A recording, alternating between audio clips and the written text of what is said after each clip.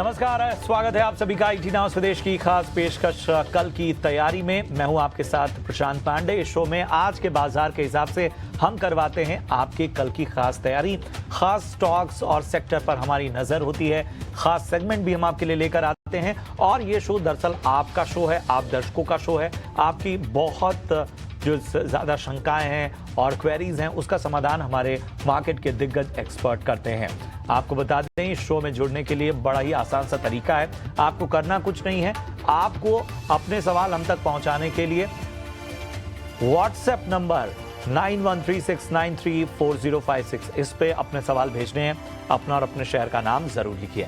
यही नहीं, अगर आप सोशल मीडिया पर एक्टिव हैं तो आप हमें फॉलो कीजिए और वहां पर #KKT कल की तैयारी स्पेस अपना सवाल हम तक पहुंचाइए। अपना और अपने शहर का नाम जरूर लिखिए। यही नहीं, YouTube पर आप हमारा शो लाइव देख सकते हैं और साथ ही कमेंट बॉक्स में भी अपने जो भी सवाल हैं हमें भेज सकते हैं। सबसे पहले शामिल करते हैं अपने दो खास एक्सपर्ट्स को। साथ अरिहंत कैपिटल के रत्नेश गोयल साहब हैं और इसके साथ ही प्रॉफिट मार्ट सिक्योरिटीज के अविनाश गोरक्षकर जी भी हमारे साथ जुड़े हैं। अविनाश और रत्नेश, आप दोनों का बहुत बहुत स्वागत। और सबसे पहले जरा बाजार में आज दिन भर कैसी रही चाल उसको देख लेते हैं। तो बाजार एक दायरे में ही रहा और आखिर में 19,660 के करीब जो है बाजार सपाट बंद हुआ। इस बाजार में आज अगर हम देखें लीड करने वाले, तो जैसा हमने पहले भी चर्चा की, जो ऑटो सेगमेंट है वो लगातार बेहतर करता हुआ आयशर मोटर्स, हीरो मोटो, बजाज ऑटो, ये सभी आज बाजार को लीड करते हुए नजर आए। इसके अलावा नेस्ले, ONGC, टाटा और इन सभी में तेजी आज नजर आई। लेकिन प्रेशर कहां से आया? प्रेशर आया IndusInd bank, Cipla, Tech Mahindra, Kotak bank, Adani enterprises से। आज अगर हम एडवांस डिक्लाइन रेशियो को देखें तो बाजार में 1049 शेयर जहां हर निशान में कारोबार करते नजर आए, तो वहीं 1156 शेयर ऐसे रहे जिन पर दबाव नजर आया। सेंसेक्स जो है वो 65,945 पर बंद हुआ।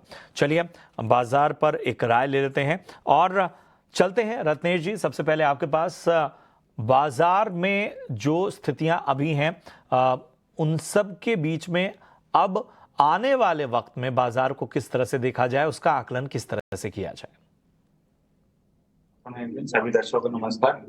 बाजार में भी आप देखेंगे तो बहुत महत्वपूर्ण सपोर्ट लेवल आ गया। अभी मेक और ब्रेक का लेवल है 19,600 19,500, काफी महत्वपूर्ण और डिसाइडिव रेंज रहेगी। यहाँ पे बाजार होल्ड करता है, थोड़ा सा कंसोलिडेट करता है, तो मुझे ऐसा लगता है कि सपोर्ट ले लेगा और फिर 19,800 के ऊपर निकलने पे ये बॉटम एक जो जो गिरावट आई वो थम सकती है और वापिस से हम 20,000 के लेवल देख सकते हैं। तो डेफिनेटली यहाँ पे एक काफी महत्वपूर्ण इस लेवल पर हम खड़े हुए हैं। तो यहाँ पे रिस्क रिवॉर्ड रेशियो लॉन्ग की साइड करने में थोड़ा सा फेवर में जाता है। तो मुझे ऐसा लगता है कि किसी को भी अगर लॉन्ग करना है तो यहाँ से 19,600 का एक 19,580 19,585 स्टॉप लॉस लगा के थोड़ा सा लॉन्ग पोजीशन क्रिएट करना चाहिए और कुछ ना कुछ सिलेक्टेड स्टॉक स्पेसिफिक मूवमेंट बना रह सकता है। थोड़ी सी जो कमजोरी ज्यादा दिखती है वो थोड़ी सी बैंक निफ्टी में दिखती है, क्योंकि बैंक निफ्टी अपने 50 दिन मूविंग एवरेज के नीचे क्लोज कर गया, उसके नीचे ट्रेडिंग कर रहा है। तो ऐसा लगता है कि बैंक निफ्टी में थोड़ा सा प्रेशर जो है वो थोड़ा सा भी बना रह सकता है। पर कहीं ना कहीं निफ्टी में दूसरे स्टॉक जैसे IT स्टॉक से या थोड़ा सा ऑटो सेक्टर जिसका जिक्र आपने करा, वहां से एक सपोर्ट हमको निफ्टी में आते हुए मिल सकता है। तो बैंक निफ्टी पे भी केयरफुल रहना चाहिए, पर निफ्टी में जरूर एक रिस्क रिवॉर्ड रेशियो फेवर बनता है, तो उस पर जरूर ध्यान लगाना चाहिए। बिल्कुल, तो ये है बाजार पर रणनीति फिलहाल रत्नेश जी की तरफ से आती हुई। चलिए सवालों की ओर बढ़ते हैं। आपके राज हैं मुंबई से, उन्होंने अपना सवाल हम तक पहुंचाया है। फाइन ऑर्गेनिक्स इंडस्ट्रीज के इनके पास 60 शेयर हैं और 6,160 के स्तर पे इन्होंने खरीदारी की है और फिलहाल हम देख रहे हैं कि इनके स्तर से काफ़ी नीचे ये स्टॉक और इस वजह से काफ़ी नुकसान होता हुआ इन्हें। चलिए अविनाश जी बताएं, फाइन ऑर्गेनिक इंडस्ट्रीज क्या होगी राय? 6,000 के ऊपर की खरीद है। गुड आफ्टरनून प्रशांत। देखिए, मुझे लग रहा है कि फाइन ऑर्गेनिक्स एक well established speciality chemical company है और अगर हम इस कंपनी के फंडामेंटल्स देखें, प्रोडक्ट मिक्स को देखें, तो ज्यादातर काफी वेल डाइवर्सिफाइड कस्टमर बेस है। हमको लग रहा है कि पिछले 1-2 क्वार्टर से कंपनी का जो रॉ मटेरियल का कॉस्ट है वो काफी सिग्निफिकेंटली बढ़ चुका है और स्पेशलिटी केमिकल्स में जो बिकवाली देखी है उसका असर भी फाइन ऑर्गेनिक्स पे देखने को मिला है। लेकिन अगर हम अगले 6 से 12 महीने की अवधि की बात करें तो मुझे लग रहा है कि जो भी गिरावट आई है, जो भी नेगेटिव न्यूज़ थी वो ऑलरेडी मार्केट के प्राइस में फैक्टर्ड इन हो चुकी है। अगर इनका नज़रिया कम से कम 12 से 15 महीना है तो मैं इनको सजेस्ट करूँगा कि थोड़ा-सा एवरेज करें और यहाँ पे पोज़ीशंस को होल्ड करें। 12 टू 15 मंथ्स में हमको लग रहा है कि ये नॉट ओनली अपना कॉस्ट प्राइस बट एक छोटा-सा मुनाफ़ा भी कमा सकते हैं और लॉस में पोज़ीशन ना काटे, यही एडवाइस रहेगी। ठीक है, तो लॉस में पोजीशन मत काटिए, थोड़ा धैर्य रखिए। आपके लेवल पे ये स्टॉक और उससे ऊपर आपको थोड़ा मुनाफा भी देकर जाएगा। चलिए बढ़ते हैं आगे। आशीष हैं पुणे से और इनका सवाल मनाली पेट्रो पे है। 750 शेयर इन्होंने लिए हुए हैं, 78 रुपए के भाव पे इन्होंने लिया और फिलहाल नुकसान झेल रहे हैं। मनाली पेट्रो पे क्या राय होगी Ratnesh ji? Manali petro continue lower low formation बना रहा है, अपने की एवरेज के भी नीचे आ गया। हालांकि अब एक महत्वपूर्ण सपोर्ट लेवल पे आ गया, तो मेरी सलाह ये बस अभी कि 61 रुपए का एक स्ट्रिक्ट स्टॉप लॉस लगा ले। उसके नीचे बंद करता है तो कहीं ना कहीं को थोड़ी सी पोजीशन हल्की करनी चाहिए। 61 रुपए का स्टॉप लॉस लगा ले, ऊपर में कहीं पे भी बस 70 रुपए के ऊपर निकलेगा तो अगर इनके पास निवेश के लिए और पैसा है तो वहां पे मैं इनको एवरेज करने की सलाह दूंगा। तो 70 रुपए के ऊपर निकलता है, क्लोजिंग देता है वहां पे एक थोड़ा सा एवरेज कर ले और फिर 78 से 80 रुपीज के आगे यहाँ पे प्रॉफिट में एग्जिट हो सकते हैं। तो यहाँ एक बेहतर रणनीति आपको मिलती हुई। रफीक मोहम्मद हैं मध्य प्रदेश से और इनका सवाल गुजरात फर्टिलाइजर पर है। 600 शेयर जीएसएफसी के इन्होंने लिए हैं 190 रुपए के भाव पे और ये इनको भी यहाँ पे नुकसान होता हुआ। चलिए गुजरात फर्टिलाइजर पे क्या राय होगी अविनाश जी? देखिए प्रशांत, जीएसएफसी की बात करें तो देखिए मुझे लग रहा है कि काफ़ी वेल एस्टैब्लिश्ड यूरिया का मैन्युफैक्चरर है, प्लस मेथनॉल और दूसरे स्पेशलिटी केमिकल जैसे कैप्रोलैक्टम बनाता है जो टायर सेक्टर में यूज़ होता है। हालाँकि देखिए कंपनी का पिछला क्वार्टर परफॉर्मेंस स्टेडी था, बट हमको लग रहा है कि बड़ी एक्सपेंशन कंपनी प्लान कर रही है जो पूरा इम्पैक्ट आपको अगले मार्च तक देखने को मिलेगा। तो मेरे ख्याल से इनका बाइंग प्राइस करीबन 190 है, करीबन 175, 180 का अभी प्राइस चल रहा है। तो करीबन 6 टू 12 मंथ्स का नजरिया रखते हैं तो 230-240 का टारगेट प्राइस पॉसिबल लग रहा है।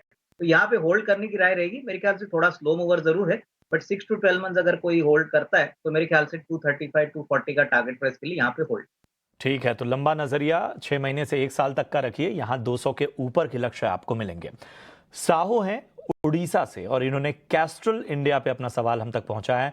59 स्टॉक लिए हैं, 159 लेवल यानी 159 के लेवल पर इन्होंने यहाँ पर खरीदारी की है और फिलहाल क्योंकि स्टॉक्स की संख्या कम है तो नुकसान थोड़ा कम होता हुआ फिर भी कैस्ट्रल इंडिया पर एक राय ले लेते हैं। रत्नेश जी, कैस्ट्रल इंडिया क्या करना चाहिए? इंडिया का चार्ट देखे तो डेली वीकली में इसने फॉर्मेशन काफी अच्छा बनाया था। हालांकि बाजार में थोड़ा सा मिड में प्रॉफिट बुकिंग स्टार्ट हुई तो उसके साथ में प्रॉफिट बुकिंग स्टार्ट हुई, तो मुझे ऐसा लगता है कि अभी बने रह सकते हैं। 130 रुपए का एक स्टॉप लॉस इनको लगाना चाहिए। उसके नीचे जाता है तो ही थोड़ा बहुत कुछ कमजोरी और वीकनेस दिखाएगा ये, बाकी जब तक थोड़ा सा कंसोलिडेशन करेगा तो 130 रुपए एक स्टॉप लॉस लगाए। ऊपर में कहीं पे भी ये वापस से 150 के ऊपर क्लोज करेगा तो थोड़ी सी अगर एवरेज करने की क्षमता है तो एवरेज जरूर इनको करना चाहिए। मेरे हिसाब से ऊपर में 170 रुपए तक इनको लेवल दिख जाएगा, वहां पे मुनाफा बनता है। ठीक है, तो 170 के लेवल हासिल होंगे और आप मुनाफा बांध सकते हैं उस वक्त। चलिए बढ़ते हैं आगे। भूषण है, हालांकि उन्होंने अपने शेयर का नाम नहीं भेजा है, लेकिन सवाल जुपिटर वैगन पे पूछा है। 100 शेयर हैं, 123 यानी 123 इस स्तर पे उन्होंने लिया है। अच्छे लेवल पे एंट्री की है और यहाँ पर फायदा होता हुआ, तो जाहिर सी बात है कि आगे का नजरिया चाहते हैं। अविनाश जी, जुपिटर वैगन आगे क्या दिख रहा है, क्या संकेत मिल रहा है?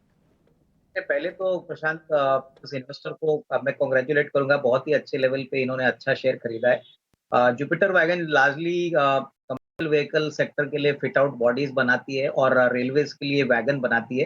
करीबन 6000 ऑर्डर वैगन्स की ऑलरेडी ऑर्डर बुक है जो करीबन 1.5-2 साल का ऑर्डर बुक की विजिबिलिटी, रेवेन्यू विजिबिलिटी देती है। एक इंटरेस्टिंग बात इस कंपनी की है कि पिछले ऑटो एक्सपो में इस कंपनी ने इलेक्ट्रिक कमर्शियल व्हीकल्स का भी लॉन्च किया है और अभी खबरें आ रही है कि शायद इलेक्ट्रिक कमर्शियल व्हीकल्स को गवर्नमेंट कोई टैक्स इंसेंटिव देगी, तो इसका फायदा कंपनी को जरूर मिलेगा। रही बात इनके कोर वैगन के बिजनेस पे, तो मुझे लग रहा है कि और एक फ्रेश ऑर्डर गवर्नमेंट का वैगन्स के लिए आने वाला है, तो यहाँ से भी डेफिनेटली एक बड़ी अपॉर्चुनिटी जुपिटर वैगन को मिल सकती है। तो मेरे ख्याल से यहाँ पे होल्ड करें। हालांकि इनका ऑलरेडी डबल से ज्यादा मुनाफा हो चुका है, तो 25-30% मुनाफा बुक कर लीजिए। बैलेंस क्वांटिटी का जो पूरी तरह से फ्री होते हैं अगले साल 1.5 साल के लिए होल्ड करेंगे तो और भी मुनाफा बनने की पॉसिबिलिटी है, तो यहाँ पे होल्ड करें। बिल्कुल, तो होल्ड करने की सलाह आपको जुपिटर वैगन पे, और बधाई आपको, आपने बहुत ही शानदार लेवल पर स्टॉक में एंट्री ली है। अश्विनी पटवारी हैं और इनका सवाल, आईआरबी इंफ्रा पे 100 शेयर इन्होंने भी लिए हैं, 28 रुपए के स्तर पे इन्होंने स्टॉक में एंट्री की है। स्टॉक्स की संख्या 100 है। चलिए रत्नेश, क्या करना चाहिए आईआरबी इंफ्रा में? आईआरबी इनका एक अच्छा कंसोलिडेशन फॉर्म में है, अच्छा एक फॉर्मेशन बना रहा है। हालांकि इसको एक सप्लाई मिलेगा 34-35 रुपए के आसपास में, तो वहां पे थोड़ा बहुत इनको मुनाफा पाने की सलाह दूंगा मैं। बाकी अभी तो होल्ड कर सकते हैं जब तक इनका स्टॉप लॉस लगाने की सलाह दूंगा मैं। 26 रुपए के स्टॉप लॉस से होल्ड करना चाहिए इनको, और 34-35 रुपए के आसपास एक पार्शली मुनाफा वहां पे बांध देना चाहिए। ठीक है, तो 26 रुपए का स्टॉप लॉस लगाइए, 34-35 रुपए के लक्ष्य पे आए तो आप पार्शियल मुनाफा ले सकते हैं। बढ़ते हैं आगे, और कल बाजार के लिए क्या अहम ट्रिगर हैं बता रही हैं हमारी सहयोगी लीजा। राइट, सो काफ़ी इंपॉर्टेंट इवेंट्स लाइंड अप है कल के डेट में। तो चाइना इंडस्ट्रियल प्रॉफिट्स और यूएसडी क्रूड ऑयल इन्वेंट्रीज वो स्लेटेड होगा रिलीज के लिए। एजीएम फ्रंट में कंपनी जैसे Steel Authority of India, Mazagon Dock, Century Plyboard, Som Distilleries, PTC India, Dishman Carbogenics के एजीएम होगा। कॉर्पोरेट एक्शन फ्रंट में बीएसई के जो बायबैक टेंडर ऑफर है वो क्लोज होगा, और आईपीओ फ्रंट में भी काफ़ी एक्शन है। जेएसडब्ल्यू इंफ्रा आईपीओ है, वो लास्ट डे है सब्सक्रिप्शन के लिए, और अपडेटर सर्विसेज आईपीओ का भी लास्ट डेट है। वैलियंट लैबोरेटरीज आईपीओ वो ओपन होगा सब्सक्रिप्शन के लिए। तो ये है इवेंट्स लाइंड अप कल के लिए। शुक्रिया लीजा इस अहम जानकारी के लिए। और एक और खास सेगमेंट तैयार, और ये है कमाई का वीआईपी सेगमेंट।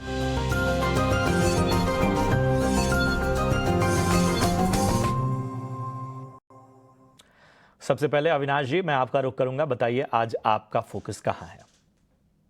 प्रशांत, हमारे पास दो शेयर्स है। एक रेडीमेड गारमेंट कंपनी है और दूसरी ऑटोमोटिव कंपोनेंट कंपनी है। पहली जो कंपनी है वो एक मिड कैप कंपनी है। कंपनी का नाम है आइरिस क्लोथिंग लिमिटेड।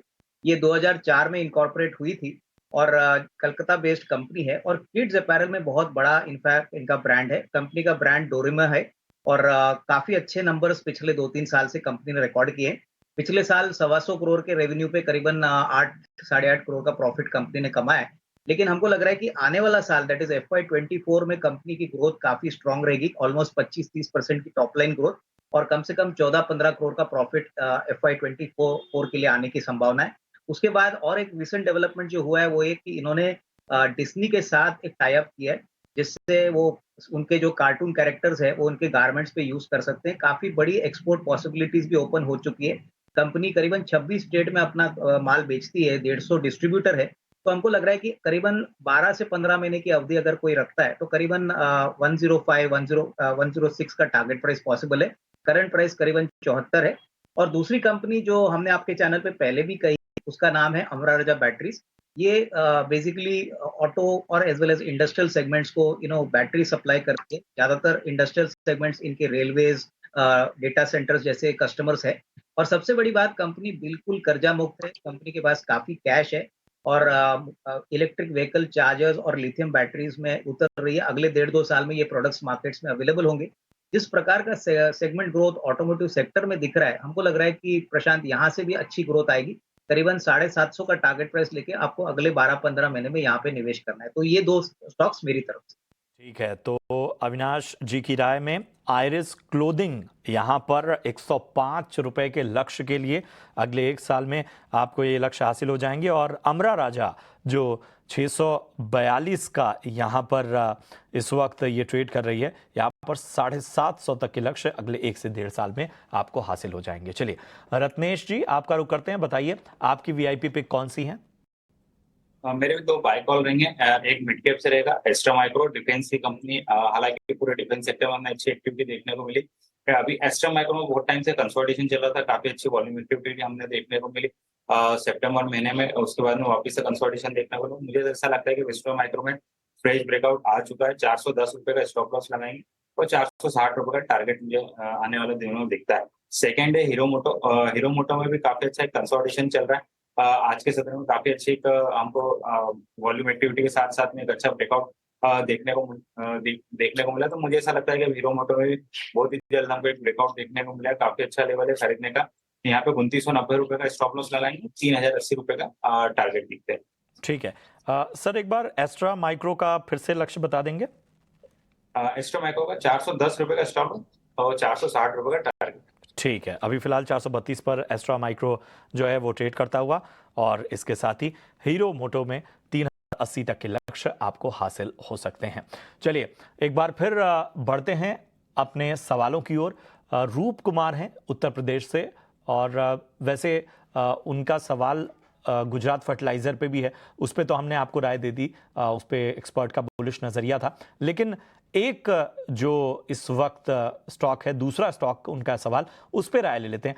IRFC, जी हाँ, 200 शेयर इन्होंने लिए हुए हैं और 70 रुपए के भाव पे लिए हुए हैं।